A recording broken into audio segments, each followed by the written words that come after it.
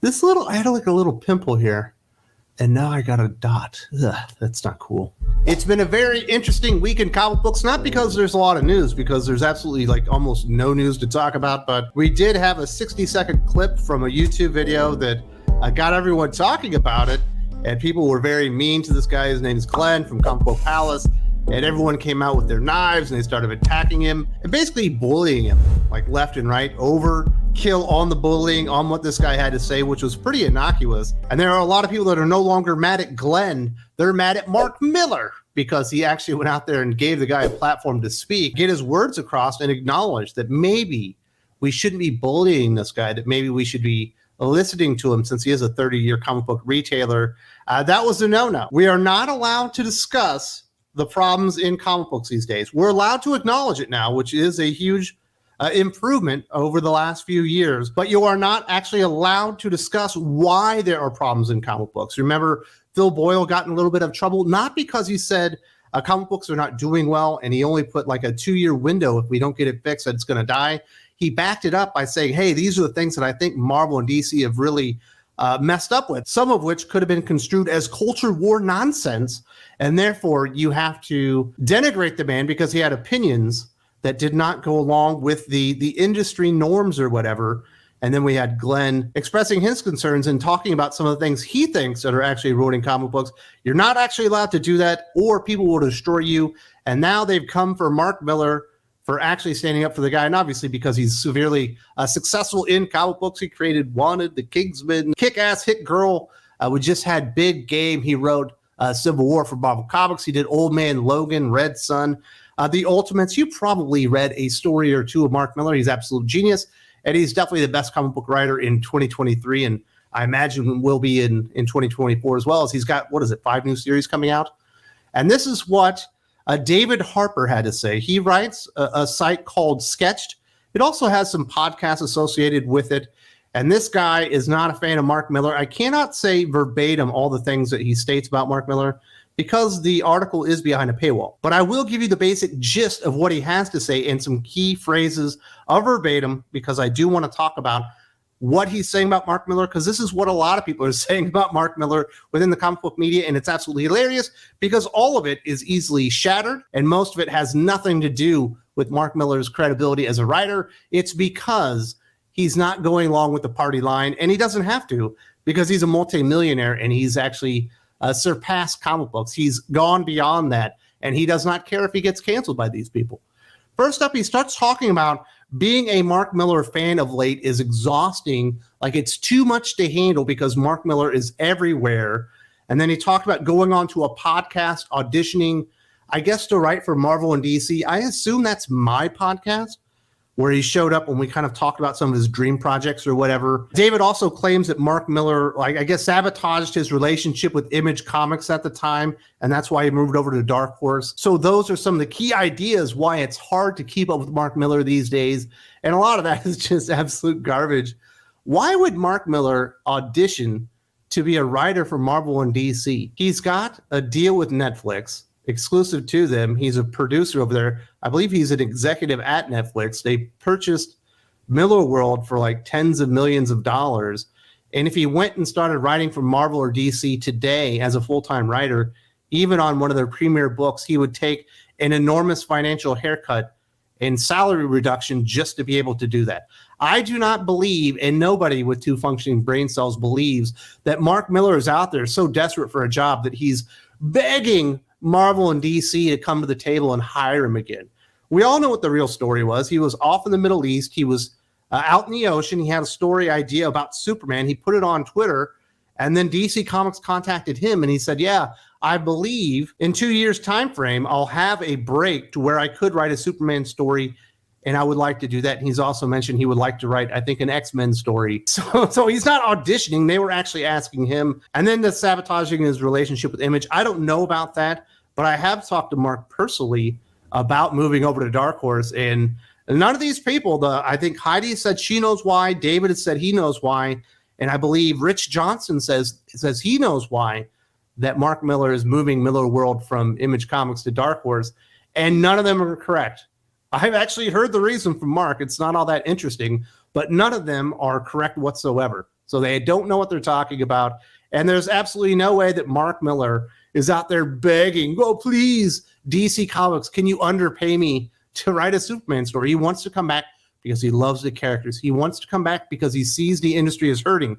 He wants to come back and write some stories that he never really got to finish, or some new stories that he had ideas for, and give back to the community that has basically made him a millionaire several times over, into the stratosphere, and got him his deal with Netflix. I know he feels a great deal of appreciation for the comic book community, and he wants to give back. That's all there is to it. I don't believe he's auditioning for anything. The next thing he does is he finally gets into the Glenn stuff, and he says that Mark Millar basically went out there and sided or stood up for a retailer that was cooked for his genuinely absurd takes about what comic book writers are doing nowadays, and then had the audacity to invite the guy on his podcast, and then was actually associating with bad people like Ethan Van Sciver, who complimented Mark Millar, which the writer received with pleasure. That's what David Harper had to say. And this is the crazy thing. So the genuinely absurd take of Glenn from Comic Book Palace was that too many modern comic book writers would rather write stories about themselves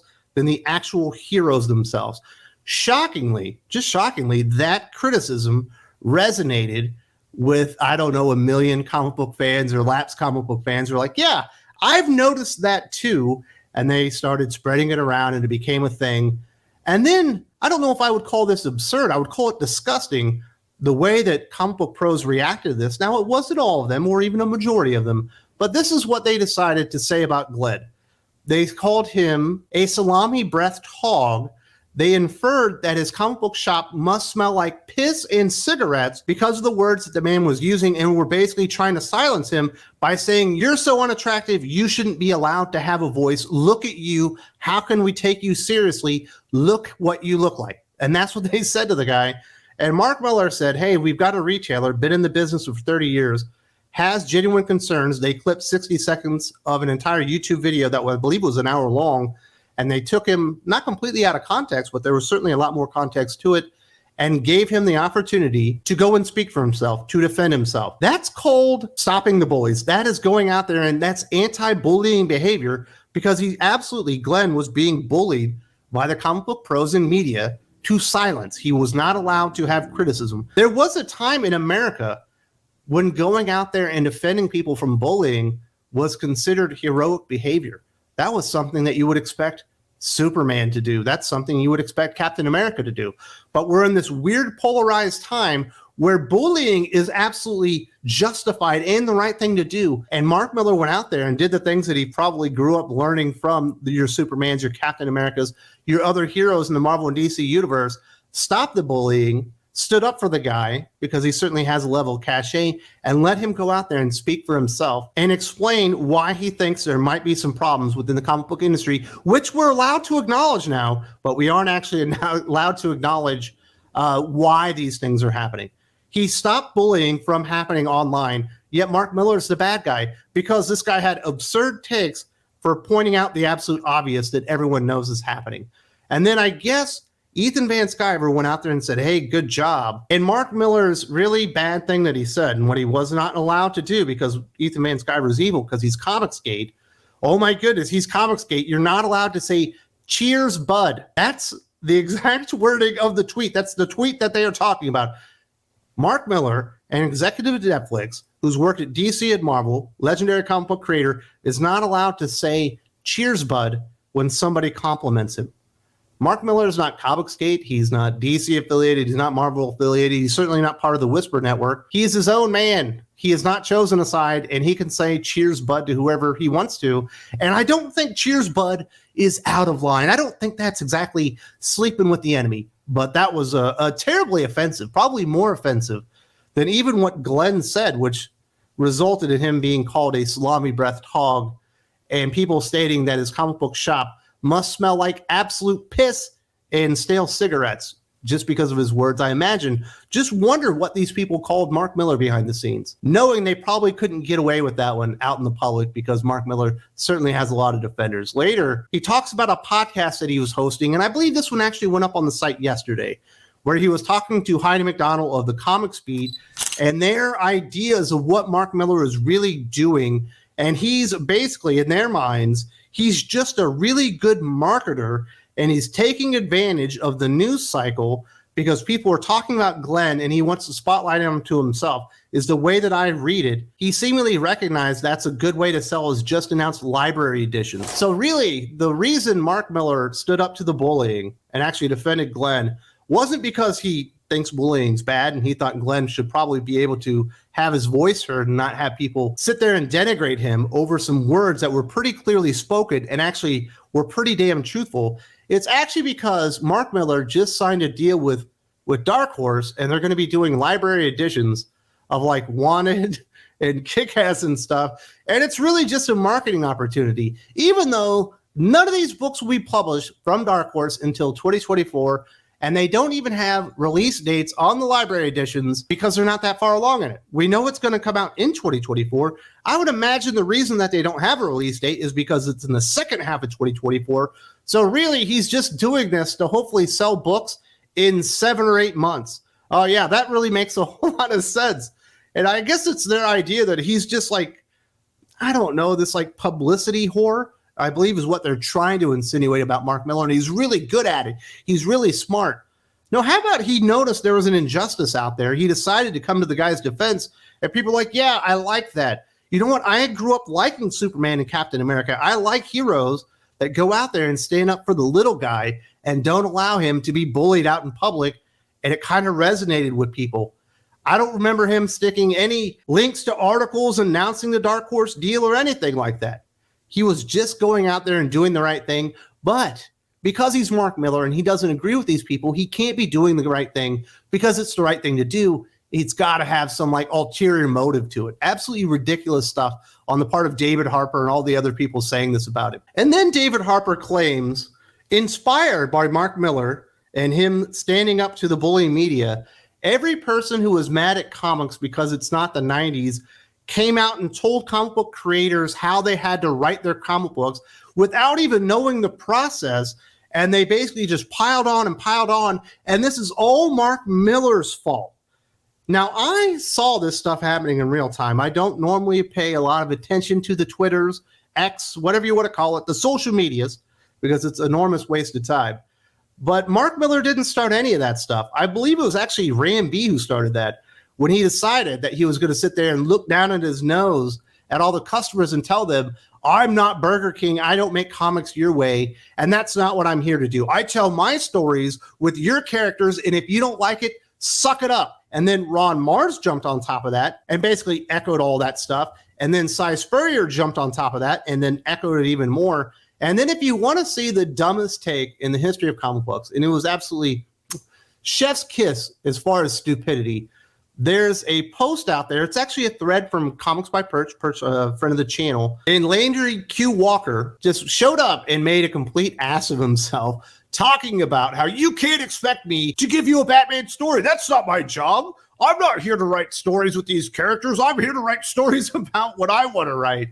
And he came off as the dumbest guy in the history of the world. He actually came off as dumber than Cy Spurrier. That's how stupid, absolutely stupid, Landry Q. Walker came off in that little segment. I definitely encourage all of you to go out there and find that one in his little response to Comics by Perch. It's just perfection. If you want to see just how stupid these people are, and none of this was inspired by Mark Millar. This was actually inspired by comic book writers and artists trying to go out there and talk down to the customers and telling them, if you expect me to deliver you a Batman story in a Batman comic book, you've got another thing coming. When I'm writing Spider-Man, I don't write Spider-Man comic books. That's not my job. I'm there to write the story that I want to and just put Spider-Man into it.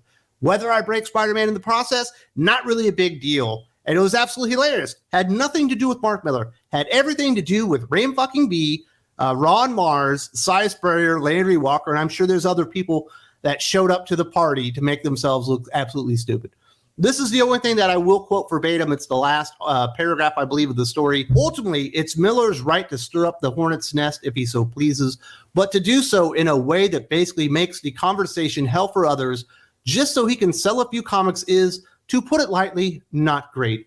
Once upon a time, I liked Millar's work, although I suspect I liked the art of people like Frank Whiteley and Goran Parlov and Stuart Immonen more than I liked his writing, but that day is long past now. He's just tired. So he's playing the sorts of games you play when that happens. This is the reason, David Harper, that you don't like Mark Millar right now, because you in the comic book media cannot control him. He's not on your side. He's not there to be your attack dog. He's actually going out there and standing up for the people that are being bullied. He's not upset with comic book pros like Jamal Igle and Ramon Villalobos going out there and calling Glenn, what was it, a salami-breathed hog, and saying that his store absolutely must smell like piss and old stale cigarettes, and talking about how he just doesn't know how to adapt to the times or adjust his business or whatever. Even though, as far as I know, they've never actually talked to Glenn like a real person, which Mark Millar has, because he saw there was a problem out there and he decided to stop the bullying and allow the man to speak. That was forbade, and that is why David Harper and Heidi McDonald and Rich Johnson, a lot of these other idiots out there, are attacking Mark Millar. It's not because, oh, his time is done and he can't write stories anymore. He was the best writer in comic books for the entire year of 2023. Big Game was absolutely awesome. But he's the problem, right, for going out there and standing up to the bullies. It's not the people out there that were actually bullying Glenn. It's not the people out there that were talking down to the fans. It's the guy that was actually standing up for the little guy. Maybe we can just all learn a lesson or two from Superman and Captain America and the other heroes out there and realize that bullying is bad. And I absolutely commend Mark Millar for standing up for the little guy, giving him an opportunity to have his voice. And he's going to go out there and talk to other retailers out there, I believe tonight. Well, I'm recording this on Tuesday, but it'll be on Wednesday, so it'll be last night. And this is something that Mark Millar, I believe before this even started, had stated that he wanted to do. He wanted to go out there and talk to retailers about what's really going on right now. Now, if you would like the truth about what's going on right now, certainly you will get it here on YouTube. But I do put out a lot more information and a lot more truth and context on the Patreon as well. Over 6 hours of brand new content each and every week on the Patreon, 3 different tiers. And if you are a Mark Millar fan, but you haven't read the comic books, starting in January, and this was planned well before any of this stuff happened, we are going to be reviewing Millar World from beginning to end, starting with Wanted #1 and ending with Big Game #5. It's going to take us 2 years to get through the entire series of Millar World comic books. That's how much stuff he's put out since he left Marvel and DC. It's going to be an absolute blast. I definitely invite you to go check it out and support the little guy and stand up to the comic book media out there that would like to silence people like Glenn and myself. Definitely check out. There's a link in the video description. All right, I think I got it, man. Oh, sorry, my knee. Do not put that in the video. God, trying to make me look bad. Oh.